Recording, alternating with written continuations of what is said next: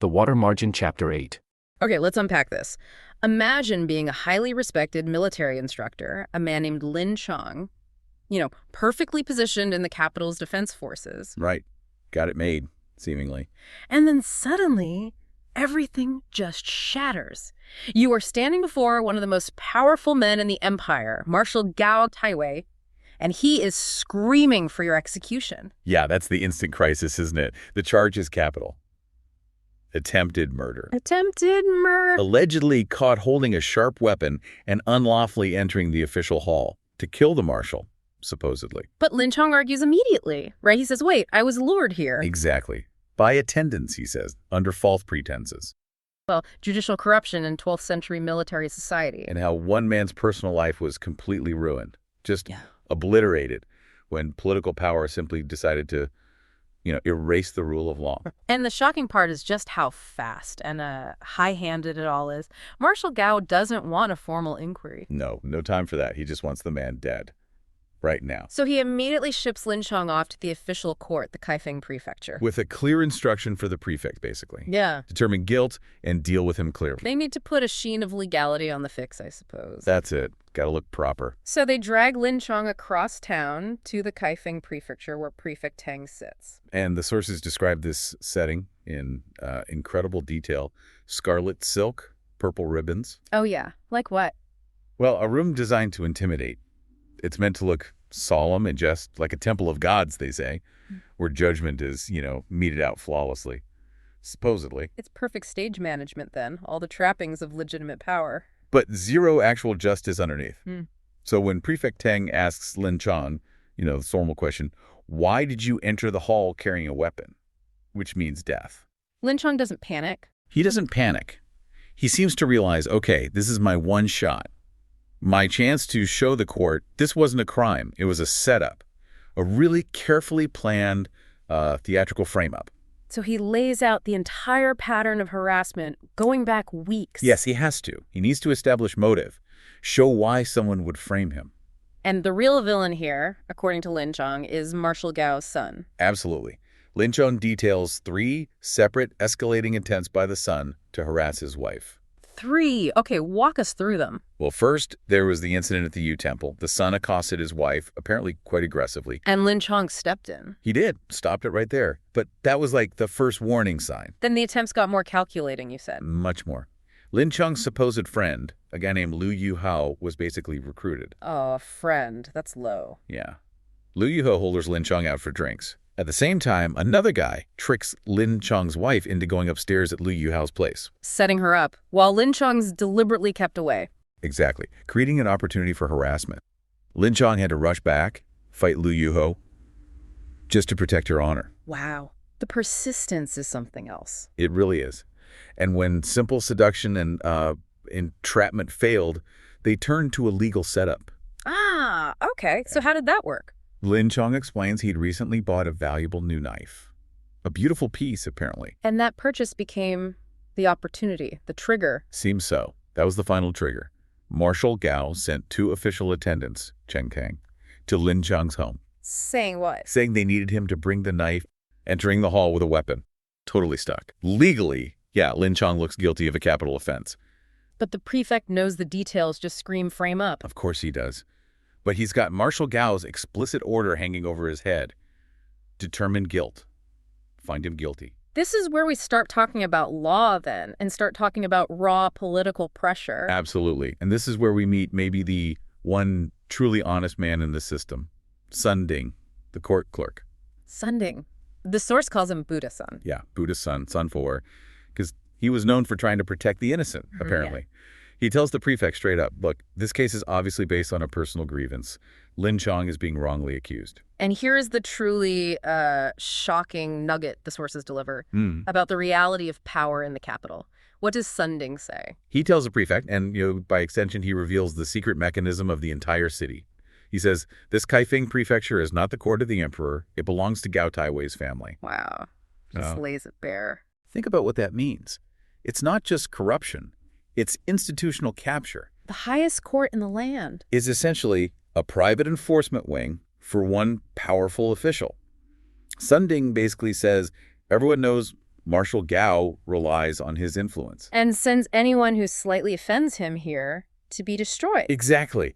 Using the court as his personal weapon. So justice becomes a hostile negotiation. It's not about facts anymore. Not at all. They can't just execute him because the frame-up is too obvious. Maybe Sunding made that clear. But they can't simply free him either. That would insult Marshal Gao big time. Right. And conveniently, those two key witnesses, the attendants who lured Lin Chong, they couldn't be found. Vanished. Of course they couldn't. Yeah. So they settled on a compromise. A bargain for his life. Pretty much. Sunding seems to have engineered this. They forced Lin Chong to confess to a lesser crime. What was the lesser charge? Improperly carrying a sharp weapon and mistakenly entering the hall. See the difference? Not intent to kill, just a mistake, an impropriety. Okay, so that confession saves the marshal's honor, sort of. While saving Lin Chong from immediate execution. It's a fudge.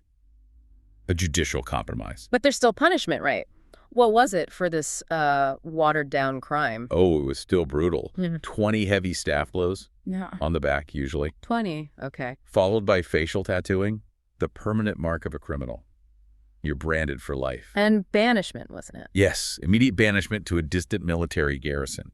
Way out in Kangsu, a remote, harsh place. And to make sure he couldn't escape easily. He was fitted with a massive 7.5 Jin iron neck cage.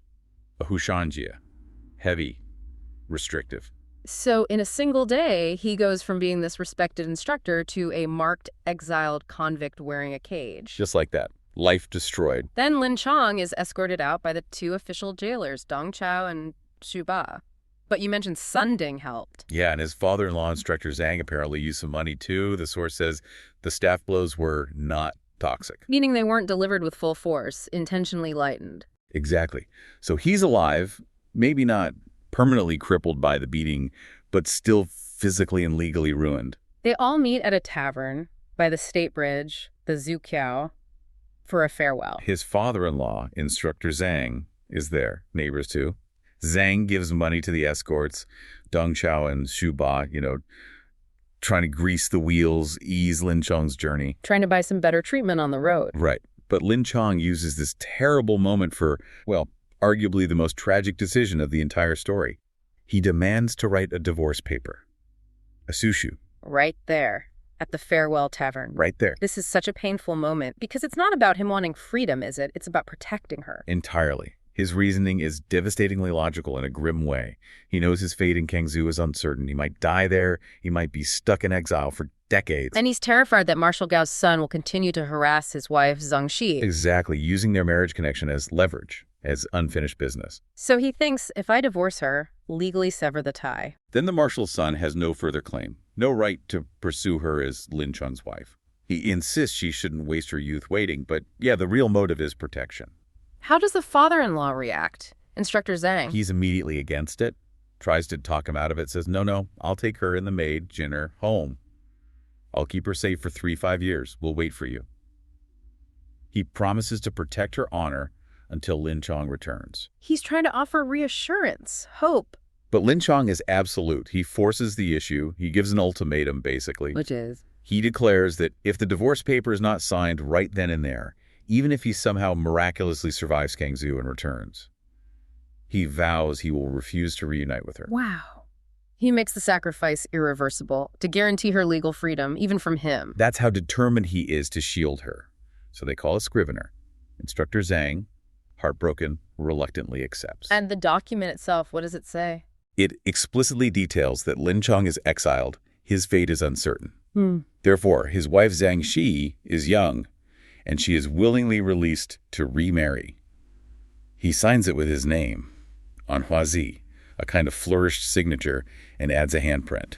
Shomo. Using every formality available to make this absolutely binding. Trying to make it ironclad. And just as the ink is drying, so to speak. His wife, Zhang Shi, and the maid Jinner arrive. They'd followed them to the tavern. Oh no, she walks in right at that moment. Right then. Can you imagine the scene? She sees the paper, understands what it is. And just collapses. Completely sobbing, crying out, I've never disgraced myself. Why would you divorce me? The sources use really high dramatic language here. Like what? saying she collapsed like a jade fragment from Mount Jing or a peony leaning against a rail. Just total, utter despair, broken. They have to revive her. Lin Chong and instructor Zhang manage to revive her, but she's beyond comfort. Lin Chong hands the paper, the Zhu Shu, to his father-in-law. And this exchange is where that strange contradiction sits, isn't it? It really is. Instructor Zhang accepts the legal document. Officially, his daughter is now free to remarry. But then he immediately reaffirms his family commitment. Instantly. He promises Lin Chong, I will take Zhang Shi home. I will keep her chaste. We will wait faithfully for your return. It's like the paper exists legally but not morally in his eyes. It's such a tragic farewell, rooted in, well, pure love and survival, really. Absolutely.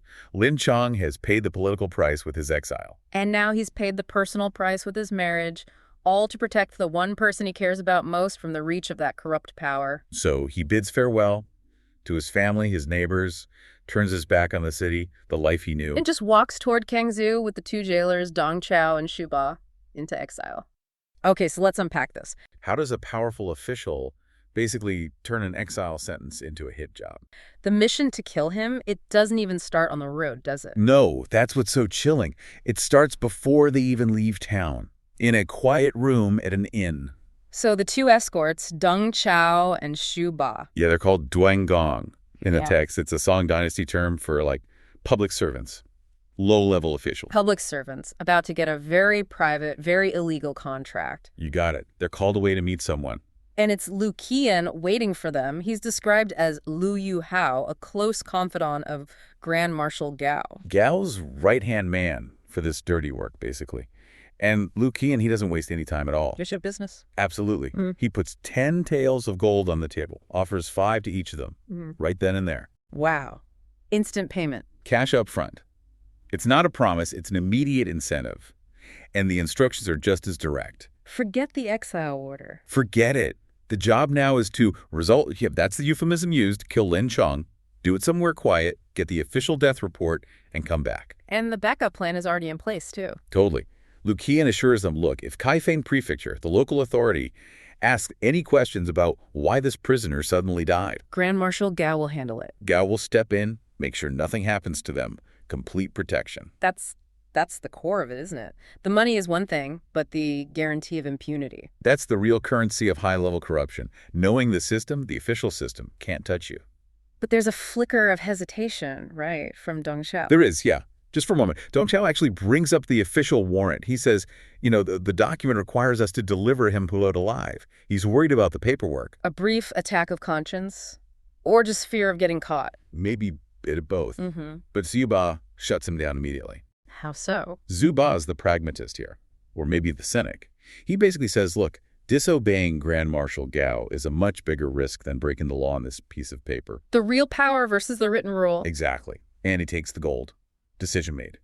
Just like that, Gao's verbal command completely overrides the legal document. Okay, so the deal is done. But there's one more detail. The proof. Ah, yes, the proof. This is, well, pretty gruesome. Lu Qian tells them they need to bring back the Jin Yen. A gold tattoo. Yeah, from Lin Chong's face. We need to understand what that means. Da Jin Yen was the practice back then, Song Dynasty, of branding criminals. Right on the face. It marked them permanently. So Lu Qian wants literal physical proof, not just their word. He needs undeniable evidence. He needs that brand cut from the face to prove Lin Chong is dead and gone. No chance of escape, no chance of survival being claimed later. It ensures the job is done, completely and finally. That really shows how high the stakes are for Gao. He can't afford any loose ends. None. He needs that visceral proof of mutilation. And Lu Qian even offers more money for it. Another 10 taels when they deliver the Jin Yen. Doubling the reward just for the proof. Right. It's an incentive tied directly to the final act of brutality. Make sure he's dead, bring me the proof, and you get paid double. So, okay, bribe accepted, protection guaranteed, proof demanded. How does this deal immediately change things once they actually start the journey? The shift is instant and stark. They take the gold home first, then collect Lin Chong. They set off. And the setting itself is important, isn't it? The timing. Very. It's the 6th month, high summer. The text says, Yan Shuzheng extreme heat, sweltering. And Lin Chong isn't exactly in good shape to begin with. Not at all. He's still suffering from the wounds from his initial beating, the bang tuang.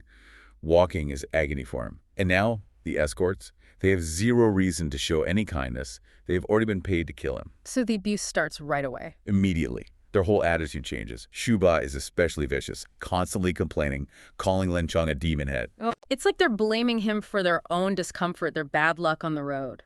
Exactly. They're dehumanizing him. It's a way to justify, maybe to themselves, what they've already agreed to do. It makes the murder easier if he's not quite human in their eyes. And then comes that really specific, cruel moment at the inn on the second night. Yeah, this part. It really stands out. Lin Chong actually tries to placate them. He buys them wine, buys them meat, trying to, buy a little goodwill. Hoping for mercy. Maybe. Or just trying to survive moment to moment. But the escorts see an opportunity. Not for reconciliation, but for torture. What do they do? After they get Lin Chong drunk, make sure he's shackled and can't really move, Juba heats up a pot of water. Bai Fei Guntang boiling water. Oh. He then pretends he's going to do Lin Chong a kindness, wash his feet. Which, given the heat and the walking, might seem plausible. But it's a trick. Completely. Lin Chong puts his feet out, but he's struggling with the heavy kang around his neck. And in that moment, Shuba forces his feet down into the boiling water. Oh, that's horrific. The description says his feet immediately blister and swell up. Yao Jiangpao. It's just incredibly cruel. Why, though? Why this specific torture? They're planning to kill him anyway. That's the calculated part. It's not just about causing pain, though it certainly does that. It's about making sure he can't resist or run the next day. They're deliberately crippling him before they get to the execution spot. Sabotage? Yes. Preparatory sabotage. It makes their final task, the murder, much easier and safer for them. Now, when Lin Chong reacts, cries out in pain. Zhu Ba just acts all innocent. Oh, it's just trying to help wash your feet. It's psychological torture, too, gaslighting him. Unbelievable. So they've essentially disabled him. What happens the next morning? The next morning, Lin Chong is obviously in a terrible state. Dizzy, probably in shock, can barely eat. And then Dong Chao does something that seems helpful. What's that? He gives Lin Chong a new pair of straw sandals. Made of hemp. Seems like a small mercy, right? Yeah, maybe his old ones were ruined or... Wait, hemp sandals, aren't they usually rough? Exactly. They're new, stiff, and rough. This isn't kindness. It's the final piece of their cruel plan. What happens? They only walk for 3 or 4 li, it's maybe a mile or 2, and the rough texture of the new sandals tears open the massive blisters from the boiling water. Oh, God. His feet are described as Li, fresh blood dripping everywhere. Every single step towards the place they planned to kill him is now excruciating, bloody agony. So by the time they get there... He's completely broken, physically spent, psychologically tormented, exactly as they planned. And where are they taking him? They arrive at a place called Yizulin, Wild Boar Forest. Sounds dangerous. It's presented that way. Described as large, smoke-shrouded, even haunted, full of Yuan Hun vengeful souls. But is it just superstition or...? No, the text is explicit. This forest is known as the first really treacherous spot on the road from the capital, Tokyo, to Kangzhou. It had a reputation. A reputation for what? For exactly this kind of thing. It was known as a place where public servants, like escorts, who had been bribed by enemies of the prisoner, would carry out assassinations against people with Yuan Chao, old grudges. Precisely. It was a known killing ground, sanctioned unofficially by corrupt practice. They chose this spot deliberately. So they arrive. Lin Chong is barely able to stand. What's the pretense now? They stop, claim they are tired, and need to rest. Yeah. The final act of the charade begins. What do? They insist on tying Lin Chong to a big tree, dashu. They use rope, wrapping it tightly around his hands, his feet, and even the kang itself, pinning him completely. So he's shackled, wounded, blistered, bleeding, and now bound securely to a tree. Utterly helpless. The text says he's shujisi, basically. Hands tied, awaiting death. Powerless. And then they finally tell him. Yes. All pretense drops. They reveal the whole plot. They tell him straight, we're just following orders. Grand Marshal Gao and Luqian ordered this. Do they quote the order? They basically say, this is the Grand Marshal Gao's order. Chillingly direct. And they try to wash their hands of it. Completely. They tell Lin Chong not to hold it against them. They say, it is merely superior assignment. It is not up to us. The classic excuse, just following orders. The oldest excuse in the book for doing terrible things. Obedience trumping morality. And then Zhu Ba raises his weapon. What weapon? The Shui Ho gun, the water fire cudgel. What is that? It's significant because it wasn't just some random club. It was a standard issue item for guards and patrols like them, an official implement. Why does that matter? What weapon they use? Because if they kill him with their official cudgel, the Shuhuo gun, it makes it much easier to cover up later. Oh. They could claim it was an accident during discipline or that he resisted and they had to use force. It fits the narrative that Gao will help them push. It looks like a workplace incident, not a premeditated assassination. So even the choice of weapon is part of the cover-up, guaranteed by Gao's protection. Absolutely. The whole thing is designed for impunity. The legal warrant demanding he arrive alive. Utterly irrelevant now. Only the whispered command from their superior matters.